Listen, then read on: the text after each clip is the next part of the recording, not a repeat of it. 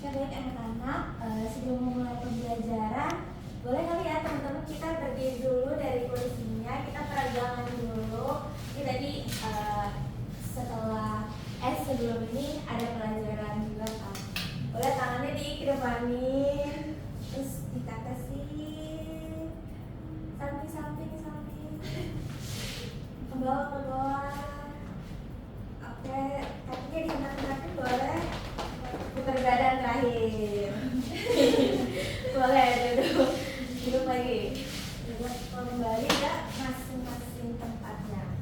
Oke, saya mulai ya. Assalamualaikum warahmatullahi wabarakatuh. Waalaikumsalam warahmatullahi wabarakatuh. Selamat pagi anak-anak. Selamat pagi, Bu.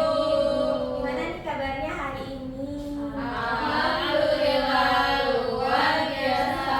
Allahu Akbar. Oke, mungkin karena tadi sudah peragangan juga, jadi hari ini teman-teman terlihat semangat ya.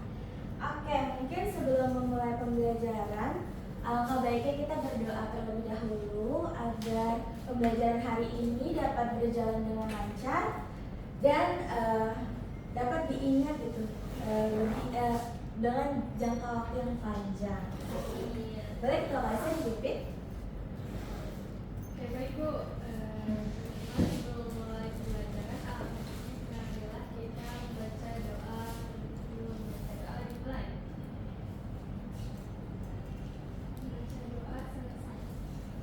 Amin ya rabbal alamin. Terima kasih ketua kelas telah memimpin doa pada hari ini. Baik teman-teman, setelah berdoa ibu ingin melakukan absensi terlebih dahulu. Ketika ibu panggil nama kalian, nanti ibu akan memberikan pertanyaan sederhana aja, jadi teman-teman gak usah yang mikir gimana-gimana, jadi teman-teman gak usah takut juga. Oke, mungkin langsung aja kali ya. Absen yang pertama, Rafa Nur Zakia. Hadir ibu. Oke, ibu mau nanya nih, kalau kamu lagi naik tangga atau misalnya kamu lagi lari di GBK 5 putaran gitu, kamu ngerasa ngos-ngosan apa enggak? Ngos-ngosan, Bu. Oke, ngerasa ngos-ngosan ya, karena larinya lumayan jauh juga ya, putaran 5 kali putaran gitu. Oke, terima kasih atas jawabannya.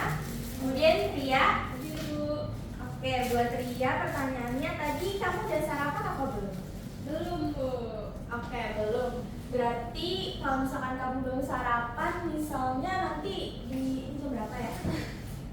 9, Bu. Oh iya, di jam 9 atau jam 10 kira-kira kamu akan ngerasa lapar nggak ya? Terus kayak badannya jadi lemes gitu. Ya, Bu. Lapar. Iya ya, oke, terima kasih atas jawabannya. Kemudian Syifa Silvana Fauzia. Hadir, Ibu. Oke, untuk Syifa, kalau kamu habis olahraga nih, terus nafas kamu jadi cepat atau makin cepat atau biasa aja? Makin cepat, Ibu. Oke, makin cepat ya. Iya. Capek ya? Oke, terima kasih atas jawabannya. Alhamdulillah. Ada yang tidak hadir ya? Iya, Iya, Bu. Oke, Salsabila Halisa ya tidak hadir. Iya. Kenapa tuh kalau gitu? Sakit. Oke, sakit ya. Oke, mungkin kita bisa mendoakan supaya Salsa bisa hadir di pertemuan berikutnya. Oke. Terima kasih teman-teman tadi sudah menjawab pertanyaan Ibu. Nah, berdasarkan pertanyaan Ibu saat absen tadi, adakah yang tahu hari ini kita mau belajar apa? Metabolisme, Ibu. Oke, betul sekali. Nah, kira-kira teman-teman udah tahu belum nih apa arti dari metabolisme? Belum, Ibu. Oke, nggak apa-apa kalau misalnya teman-teman belum tahu. Nanti kita akan belajar pada pembelajaran hari ini. Nah, kira-kira teman-teman udah pada siap belum nih untuk belajar hari ini? Siap. Oke, bagus kalau misalkan teman-teman udah siap. Nah, sebelum masuk ke materinya, Ibu ingin bertanya terlebih dahulu nih. Menurut kalian, apakah proses dari pembentukan energi di dalam tubuh kita ini dapat menghasilkan karbon dioksida? Gimana? Menurut teman-teman?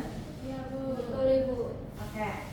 Mungkin ada beberapa yang ragu juga kali ya. Nah, pada pembelajaran hari ini kita akan mengenali menyelidiki hubungan pembentukan energi dalam tubuh dengan karbon dioksida melalui percobaan sederhana. Nah, percobaan ini merupakan praktikum sederhana dengan meniup air kapur dengan menggunakan sedotan yang nantinya teman-teman akan mengamati perubahan apa sih yang terjadi setelah teman-teman tiup air kapur tersebut. Nah, di sini teman-teman bisa lihat ada gelas A, gelas B, dan gelas C, di mana gelas A dan gelas B ini berisi air kapur. Nah, kalau misalnya gelas yang C ini berisi air suling aja, air biasa gitu teman-teman. Nanti kenapa di sini ada A dan B? Nanti di sini teman-teman untuk gelas B ini teman-teman bisa perwakilan nanti meniup gelas B ini yang berisi air kapur. Nanti bisa kita bisa lihat nih perbedaan di mana air kapur yang tidak ditiup dan air kapur yang ditiup itu ada perbedaan nggak sih? Oke. Mungkin sebelum kita meniup-niup air kapur ini, kalian bisa tulis hipotesisnya dulu di sticky note.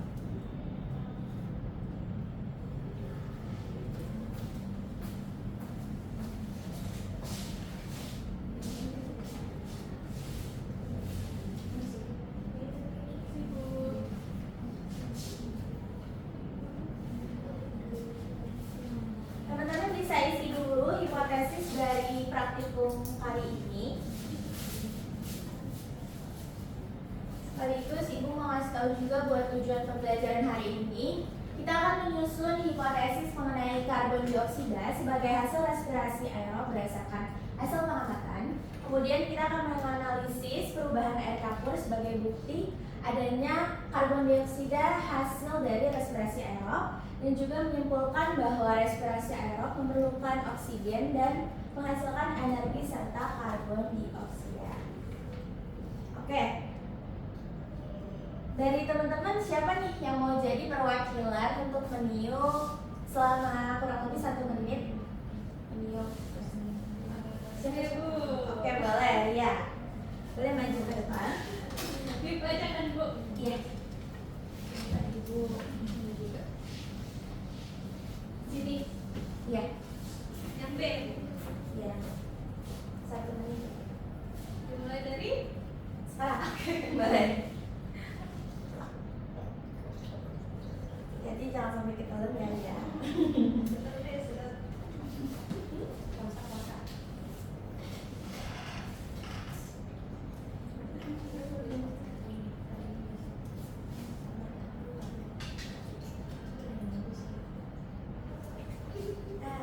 Masih.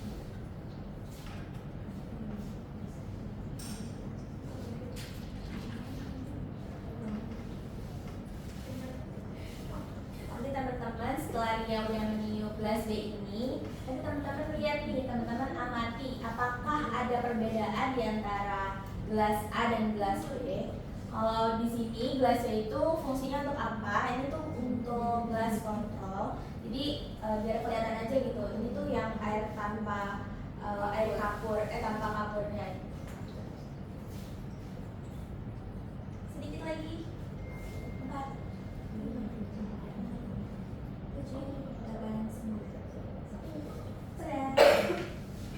Oke, boleh ditambahkan lagi. ini ya. Bisa duduk kembali. Terima kasih ya sudah menjadi perwakilan untuk meniup. Nah, teman-teman boleh untuk mengamati gelasnya di sini. Kalau misalkan nggak kelihatan, teman-teman boleh maju. Boleh maju ya.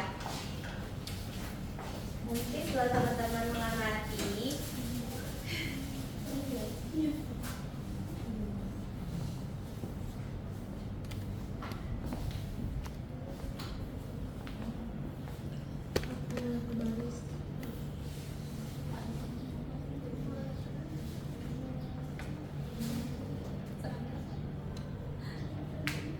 apakah terlihat perbedaan di antara gelas A dan gelas B? Terlihat Bu. Oke, diingat terlebih dahulu. Ini dikerjakan secara berkelompok, tapi karena Sasa tidak hadir, jadi Rafa mengerjakan sendiri deh. Oke, Ibu.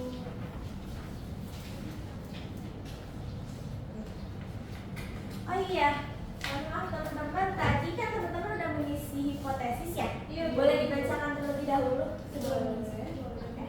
Silakan dari Syifa. Oh, baik. Nah, jadi hipotesis menurut saya kan ini ada 3 sampel ya Bu ya. Nah, untuk yang gelas A sama B yang berisi kapur itu khususnya buat yang di gelas B itu jika air kapurnya itu ditiup maka akan terlihat perubahan pada air kapur. Ya, dan tadi sudah terbukti juga bahwa benar ketika air kapurnya itu ditiup selama 1 menit itu mengalami perubahan warnanya menjadi lebih pekat dibandingkan yang gelas A dan gelas B. Oke, berarti menurut Syifa, hipotesis yang kamu tulis di awal itu mengalami perubahan ya di antara dan mengalami perbedaan juga di antara gelas A dan juga gelas B. Oke, terima kasih Syifa. Mungkin bisa dilanjut oleh Ria. Ibu, hipotesis awal saya itu tadi terdapat perbedaan pada air kapur yang ditiup dan yang tidak ditiup karena adanya karbon dioksida. Oke, berarti sama ya mengalami perubahan juga. Oke, mungkin Rafa boleh dibacakan hipotesis awal. Kalau hipotesis awal saya tadi, saya mikirnya ini Bu, yang air yang ada kapurnya itu antara gelas A sama B itu setelah ditiup sama sebelum ditiup itu tetap sama aja. Oh, oke. Berarti berbeda dengan Ria dengan Syifa juga. Kalau menurut Rafa tidak mengalami perubahan. Oke. Mungkin setelah melihat tadi agak-agak sedikit berubah pikiran gitu kali ya. Oke, boleh diisi dulu LKPD ini. Oke. Ibu kasih waktu 5 menit kali ya teman-teman.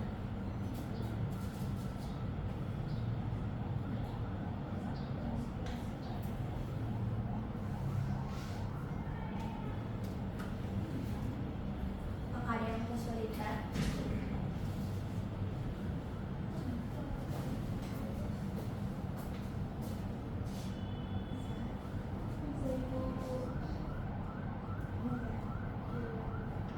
Mungkin di sini bisa berdasarkan apa yang teman-teman lakukan tadi.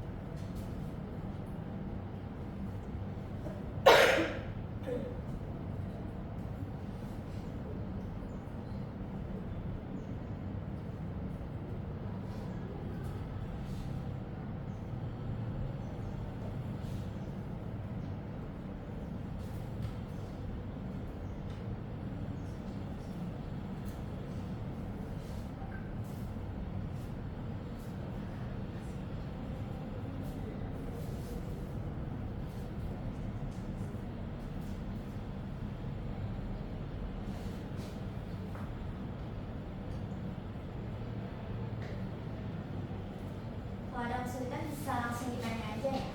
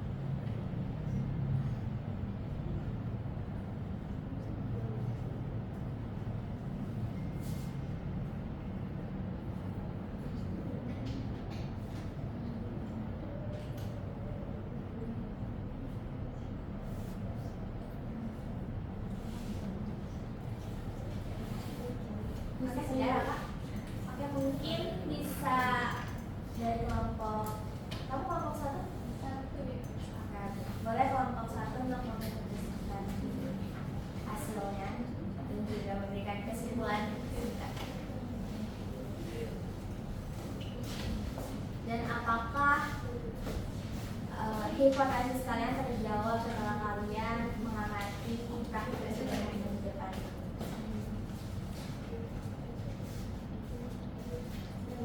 Assalamualaikum warahmatullahi wabarakatuh. Waalaikumsalam warahmatullahi wabarakatuh.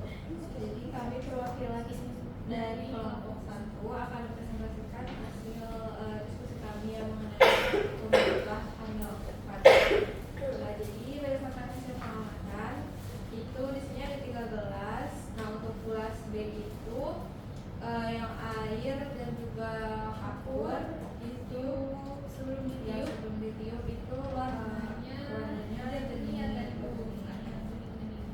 Nah setelah ditiup itu mengalami perubahan warna menjadi keruh. Nah perubahan yang terjadi pada air kapur setelah ditiup itu kenapa? Air kapur itu berubah dari yang tadinya jernih menjadi keruh. Lalu penyebab air kapur berubah menjadi keruh itu karena adanya gas karbon dioksida dari hembusan napas yang tadi dia sudah tiupkan. Lalu gas yang dihasilkan pada respirasi aerob itu apa? Gas dioksida. Gas karbon dioksida. Nah, hubungan praktikum dengan pembentukan energi dalam tubuh itu apa? Nah, jadi ketika respirasi aerob itu memecah glukosa menggunakan oksigen untuk menghasilkan energi berupa ATP dan juga karbon dioksida sebagai sisa hasil metabolismenya. Nah, mengapa respirasi aerob ini tuh memerlukan oksigen? Nah, karena oksigen ini digunakan untuk membantu menguraikan glukosa secara sempurna agar menghasilkan energi gitu ya dalam jumlah yang besar. Nah untuk kesimpulannya, jadi respirasi aerob ini merupakan proses metabolisme yang memecah glukosa menjadi menggunakan oksigen untuk menghasilkan ATP, karbon dioksida dan air. Nah, pada praktikum yang tadi kita lakukan terbentuk gas karbon dioksida yang dihasilkan dari pernapasan karena dapat mengubah air kapur menjadi keruh. Oke, jawabannya sudah benar ya teman-teman. Mungkin bisa tepuk tangan dulu ke kelompok 1. Oke, boleh silakan duduk. Terima kasih kelompok 1. Boleh dilanjut dengan kelompok 2.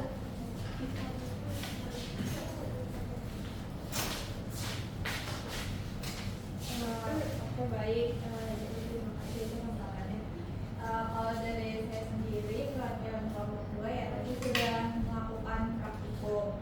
Nah di praktikum tersebut saya menemukan bahwasanya benar seperti yang kelompok 1 tadi telah sebutkan ya, warna airnya itu tadinya memang sudah keruh, tapi kan sudah begitu keruh ya, mungkin partikelnya itu ada yang tidak menyebar gitu tapi kayak jatuh aja ke bawah. Terus tapi setelah ditiup oleh Ria karena ada pemasukan si karbon dioksida itu ya, jadinya dia semakin keruh. Namun saya melihat lagi hasil dari percobaannya karena dari sini di dasar teori LKPD-nya itu selain respirasi aerob menghasilkan karbon dioksida, di sini juga menghasilkan air. Nah, ini kita lihat ya, di sini kayak ada gelembung-gelembung air nih dia di samping-samping gelasnya. Nah, itu menurut saya berarti sudah membuktikan bahwasanya si respirasi aerob ini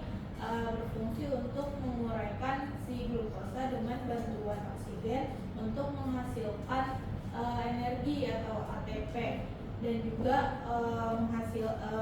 zat sisanya ya itu menghasilkan si karbon dioksida dan juga air. Seperti itu Ibu. Oke, bagus sekali Rafa atas jawabannya. Boleh tepuk tangan dulu untuk kelompok 2. Oke, terima kasih teman-teman untuk jawaban dari LKPD-nya sudah lumayan lengkap ya teman-teman. Mungkin Ibu izin menjelaskan lebih lanjut. Oke, untuk pertanyaan dari hipotesis ini tadi, kita apa yang akan terjadi jika air kapur ini tuh ditiup menggunakan nafas manusia? tadi kita sudah melihat juga bahwasannya ketika dilakukan praktikum ini terdapat perbedaan di antara gelas A dan gelas B, yang dimana gelas B ini menjadi keruh. Gitu. Mungkin di sini untuk metabolisme itu ada dua jenis, ada anabolisme dan juga katabolisme. Nah, yang tadi teman-teman lakukan itu merupakan praktikum dari katabolisme. Ya, di situ katabolisme adalah proses pemecahan molekul organik menjadi molekul anorganik dengan menghasilkan energi. Nah, contoh dari katabolisme ini adalah respirasi dan juga fermentasi, di mana yang tadi kita sudah lakukan adalah respirasi aerob. Sini untuk definisi respirasi aerob ini adalah proses penguraian glukosa menggunakan oksigen untuk menghasilkan energi. Seperti yang teman-teman jelaskan tadi juga, bahwasanya respirasi aerob itu awalnya tuh glukosa dibantu dengan oksigen, kemudian menghasilkan karbon dioksida, air dan juga energi. Di sini glukosa sebagai sumber energinya, oksigen sebagai membantu respirasi, kemudian ATP, sini energi untuk tubuh, CO2 hasil dari respirasi tersebut. Sini mungkin ada ayat dari Quran surat Al-Mu'minun ayat 78 yang artinya, dan dialah yang telah menciptakan bagi kamu pendengaran, penglihatan, hati nurani, tetapi sedikit sekali kamu bersyukur. Di sini artinya teman-teman setelah diberikan penglihatan, terus juga pernafasan, juga pendengaran, disuruh bersyukur gitu oleh Allah, dan digunakan tentunya untuk melakukan hal-hal yang baik. Jadi teman-teman, mungkin di sini juga ada beberapa tahapan yang mungkin akan kita bahas di pertemuan berikutnya. Kemudian di sini ada kesimpulannya. Berdasarkan hasil pengamatan, air kapur yang ditiup menggunakan nafas manusia mengalami perubahan menjadi keruh. Betul kan tadi teman-teman, sesuai dengan pengamatan. Hal ini menunjukkan bahwa nafas manusia mengandung karbon dioksida. Hasil dari proses respirasi aerob dapat disimpulkan juga bahwa respirasi aerob ini memerlukan oksigen dan juga menghasilkan energi serta karbon dioksida sebagai zat sisa. Mungkin materi kita hari ini cukup sekian.